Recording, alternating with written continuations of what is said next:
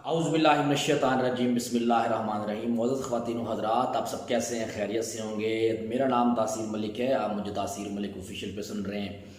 आज के इस वीलॉग के अंदर दो इंतहाई इम्पोर्टेंट पॉइंट हम डिस्कस करेंगे। पहला इम्पोर्टेंट पॉइंट जो है वो मरियम नवाज़ शरीफ साहबा की अनोखी ख्वाहिशात के हवाले से हम लोग डिस्कशन करेंगे। प्रोग्राम बनाया जा रहा है कि इमरान खान साहब को अरेस्ट किया जाना है, उनके खिलाफ एक गद्दारी का आर्टिकल 6 के तहत एक मुकदमा चलाया जाना है, जिसमें आज वफाकी काबीना ने उनके खिलाफ इंक्वायरी की मंजूरी दे दी है। तो ये दोनों पहलू हम आज की डिस्कशन के अंदर डिस्कस करेंगे। और तीसरा जो अहम पहलू है वो है पाकिस्तान तहरीक इंसाफ का जो एक्सपेक्टेड लॉन्ग मार्च है, फाइनली अब ये फाइनल हो गया है कि आने वाले 7 दिनों के अंदर क्लियर कट जो इमरान खान साहब की बॉडी लैंग्वेज और जो अंदर की खबरें हैं वो जो बता रही हैं कि अब पाकिस्तान तहरीक इंसाफ जो फाइनल कॉल है, वो जो फाइनल राउंड है, वो अब खेलने के लिए जा रही है। इन तीनों पॉइंट्स के हवाले से ब्रीफली हम डिस्कस करेंगे। पहला पॉइंट ये है कि ख्वाहिश है जनाब मोहतरमा मरियम नवाज साहबा की कि चाहे कुछ भी हो जाए, किसी भी सूरत हाल के अंदर इमरान खान साहब को चाहे 1 दिन के लिए या 2 दिन के लिए जेल के अंदर लाजमी भेजा जाए, क्योंकि ये एक लंदन प्लान का हिस्सा है, NRO 2 का हिस्सा आप इसको समझ सकते हैं। अब मरियम नवाज शरीफ साहबा चाहती हैं कि हर सूरत के अंदर ये जो हुकूमत है, राना सनाउल्लाह साहब जो वफाकी वज़ीर दाखिला हैं, वो कोई ना कोई हिला बहाना करके इमरान खान साहब को जो है वो जो जेल की सलाखों के पीछे जेल की हवा लाजमी लगवाएं और उनकी वहाँ पर थोड़ी बहुत तबीयत साफ़ की जाए। ये बेसिकली एक ख्वाहिश है मरियम नवाज साहबा की। मरियम नवाज शरीफ साहबा को अब ये बात कौन समझाए कि सिर्फ ख्वाहिशात के बलबूते पर ये आपके मुताबिक हालात नहीं चलने वाले। सिर्फ ख्वाहिशात के बलबूते पर तमाम तर चीज़ें जो है वो आपकी झोली में नहीं डाली जा सकती। माना कि अब आपने वो जो बात कही थी कि मेरे लिए बड़ा आसान है कि मैं एक ऐसा रास्ता चुन लूँ जिसमें थूक के चाटा जाए। अब थूक के चाटा जाने वाली मिसाल पूरे पाकिस्तानी कौम समझती है कि एस्टेब्लिशमेंट के साथ डील कर ली जाए और अपने केसेस माफ़ करवा दिए जाएं। तो ये रास्ता मैं आसानी से अपना सकती हूँ, लेकिन मैं रास्ता नहीं अपनाऊंगी। तो कल की प्रेस कॉन्फ्रेंस के अंदर ख़वातीन व हज़रात मरियम नवाज शरीफ साहबा ने जिस तरीके से उन लोगों का दिफा किया और उनकी तारीफ़ें की, मैं किन की बात कर रहा हूँ आप समझ चुके होंगे। तो ये बात अब रोज़े रोशन की तरह आया है कि NRO 2 के तहत ही मरियम नवाज शरीफ साहबा को बरी किया गया है। अब चूँकि उनकी डील हो चुकी है, उनको दोबारा बरसर इक़्तिदार और लिंग और उनके जो मामलात थे वो तय कर लिए गए हैं। अब उनकी ख्वाहिशात का जो दायरा कार है वो मज़ीद इंक्रीज़ होता जा रहा है, वो मज़ीद बढ़ता चला जा रहा है। मरियम नवाज शरीफ साहबा चाहती हैं कि कुछ भी हो, चाहे कुछ भी करना पड़े, इमरान खान साहब को अरेस्ट कर लिया जाए। अब मरियम नवाज शरीफ साहबा अगर ख्वाहिशात की बेस पर यह सब कुछ आगे बढ़ता तो शायद आज न्यूटन की जगह आपका नाम लिखा जाता। ये आपका बड़ापन है, आपकी गुड लक है कि आप नवाज शरीफ साहब की साहबजादी हैं। तो आप पाकिस्तान के बड़े बड़े मंजे हुए सियासतदान जो आपके वज़ीर हैं, आपके घर के मुलाजमों की तरह आप उनको ट्रीट करती हैं। आपके इर्द गिर्द बैठ के आप प्रेस कॉन्फ्रेंस कर रही थी। तो ग़ुलामी का एक बहुत बड़ा आंसर उस दिन देखने को मिला NRO 2 मुकम्मल होने के बाद कि बड़े बड़े बुर्ज, बड़े बड़े ज़हीन फ़तीन लोग आपके इर्द गिर्द बैठे हुए थे और आप सेंटर में बैठी प्रेस कॉन्फ्रेंस कर रही थी। तो ये हो सकता है कि आप PMLN के लिए और नवाज शरीफ साहब के लिए आप उनकी लाडली हों और उनकी ख्वाहिशात की बुनियाद पर आपको तमाम तर चीज़ें मैसर हों।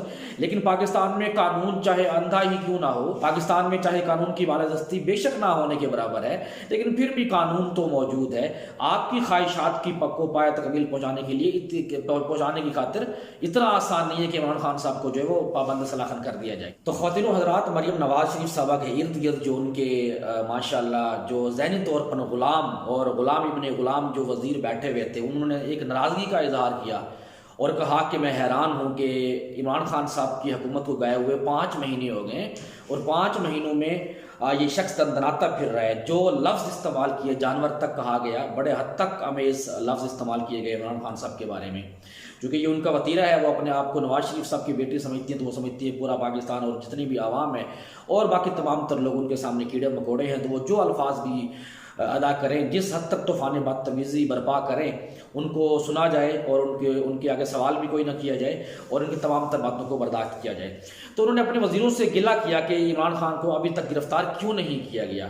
अब दूसरा पॉइंट जो मैंने आपसे डिस्कशन की है, ये जो वज़ीर हैं, ये पूरी कैबिनेट, ये पूरी इंपोर्टेड कंपनी इमरान खान को गिरफ्तार करके क्या उनको पाबंद सलासन कर सकती है? ऐसा बिल्कुल भी नहीं है, क्योंकि वजह यह है कि इमरान खान साहब पे कोई क्रिमिनल एक्ट है ही नहीं। इमरान खान साहब पे जो मुकदमात बनाए गए हैं वो तमाम तर सियासी मुकदमात बनाए गए हैं। तोशा खाना का अगर के केस की बुनियाद पर अगर वो इमरान खान साहब को अरेस्ट करते हैं तो तोशा खाना एक ऑलरेडी आपको पता है इलेक्शन कमीशन ऑफ पाकिस्तान में चल रहा है। जो तौहीन अदालत का केस है वो अदालत उसको देख रही है। ये जो साइफर के हवाले से जो इन्होंने एक सोशल छोड़ा है कि गद्दार वतन डिक्लेयर करके इसको अदालत के अंदर लेकर जाया जाए, तो ये तमाम तर मामला अदालत के अंदर चले जाएंगे।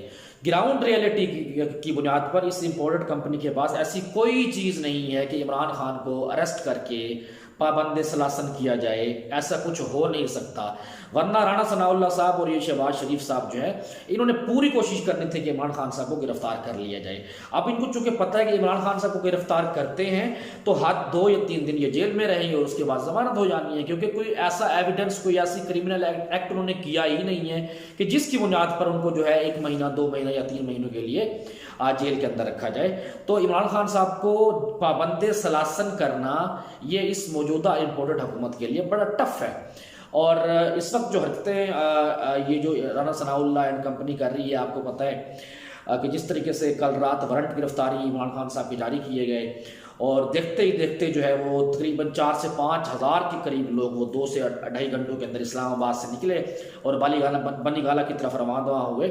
तो इंटेलिजेंस रिपोर्ट्स के मुताबिक जो वज़ीर आज़म साहब को जब बात बताई गई तो जो इस्लामाबाद पुलिस है जो कि इस वक्त पूरा अपना सियासी रोल अदा कर रही है वो हटने पर मजबूर हो गई। एक टेस्टर लगाया गया था कि इमरान खान साहब के पीछे लोग अभी तक खड़े हुए हैं या फिर नहीं खड़े हुए, तो ये टेस्टर लगाना अगेन इनको महंगा पड़ा है और पुलिस को जो है वापस हटना पड़ गया है। खातिन हज़रात, आप आ जाते हैं तीसरे अपने एस्पेक्ट के ऊपर कि लॉन्ग मार्च के हवाले से फाइनली अब इमरान खान साहब ने डिसाइड कर लिया है कि लॉन्ग मार्च होगा और हर सूरत में होगा। 3 से 4 दिनों के अंदर ही इस्लामाबाद के लिए लोगों को कॉल दे दी जाएगी। अब इस कॉल के अंदर क्या एक्सपेक्टेड है, लाहे अमल क्या एक्सपेक्टेड है, उस लाहे अमल के बारे में मैं आपसे बात शेयर कर देता हूँ। जो मेरे सोर्सेज हैं, जो बात मुझे पता चली है बड़े मोतबर साफियों से जो मेरी बात हुई, मेरे कुछ जो सोर्सेज हैं उनके हवाले से मैं आपसे डिस्कशन करने के लिए जा रहा हूँ। इस दफ़ा होगा ये कि इमरान खान साहब, अच्छा इससे पहले जो मैं आपसे बात डिस्कस करना चाहता हूँ वो ये है कि इमरान खान साहब ने फाइनली ये डिसीजन क्यों ले लिया है। मारिया मेमन साहबा के साथ एयरवाई पर इमरान खान साहब का एक इंटरव्यू चला और उस इंटरव्यू में मारिया मेमन साहबा ने एक सवाल किया कि क्या ये बात सच है कि प्रेसिडेंट हाउस के अंदर आपकी और आर्मी चीफ साहब की मुलाकात हुई। तो इमरान खान साहब ने कहा कि झूठ मैं बोल नहीं सकता और सच मैं बोलना नहीं चाहता। तो इसका मतलब यही है कि मुलाकात हुई है और अगर वो ये बात एक्सेप्ट करते तो जाहिर बात है उनको किसी और सवाल का सामना करना पड़ता और वो मजीद इस बात पे, इस टॉपिक पे बात करना नहीं चाहते थे। लेकिन उस वक्त जो उनके एक्सप्रेशन थे, जो उनकी बॉडी लैंग्वेज थी, उससे ये बात वाजे होती है कि कोई खातिर खा पेशरफ्त नहीं हुई। जिस बात के लिए इंतज़ार किया जा रहा था वो बात बन नहीं पाई और अब जो है वो मुज़ाहमत का रास्ता ही इमरान खान साहब ने चुना है और इसको फाइनली अब इम्प्लीमेंट करने का टाइम आ गया है। जो पाकिस्तान तहरीक इंसाफ के मुख्तलिफ रहनुमा हैं उनकी डिस्कशन और कुछ लोगों से जब मेरी अपनी बात हुई है तो उस हवाले से थोड़ी सी मैं आपको इन्फॉर्मेशन दे देता हूँ कि एक्सपेक्टेड है कि जो इस्लामाबाद की बाउंड्री से इर्द गिर्द के जो करीबी ज़िले हैं जैसे चकवाल है, जहलम है, अटक है, जैसे कश्मीर है और जो साथ के जो मुल्का लोग हैं, इन लोगों को जो है वो इकट्ठा करके इस्लामाबाद को, जैसे KPK के साथ के करीबी अजला हैं और KPK के जितने भी लोग हैं, इन तमाम तर लोगों को हाईली चार्ज करके इस्लामाबाद के दाखिली और खारजी रास्ते तमाम तर बंद कर दिए जाएं और डी चौक की तरफ जाने के लिए और रेड जोन की तरफ जाने के लिए जो इस्लामाबाद और रावलपिंडी के अपने लोग हैं, ये बड़ा इंपॉर्टेंट है जो स्ट्रैटेजी है जो बनाई जा रही है कि जिस दिन कॉल दी जाएगी उस दिन की कॉल से तकरीबन जो है वो 4 से 5 दिन पहले ही ये तमाम तरह एक्टिविटीज शुरू कर दी जाएंगी। आपको पता है कि 25 मई को रावलपिंडी और इस्लामाबाद के लोगों ने जिस तरीके से